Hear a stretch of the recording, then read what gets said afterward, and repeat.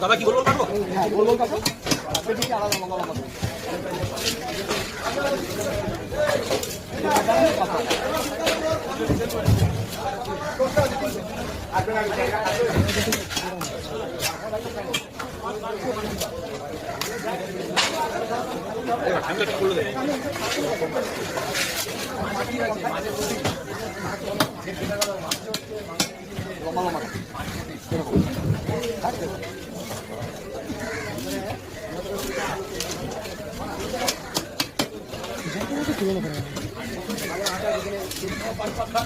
তিন থালা করো তিন থালা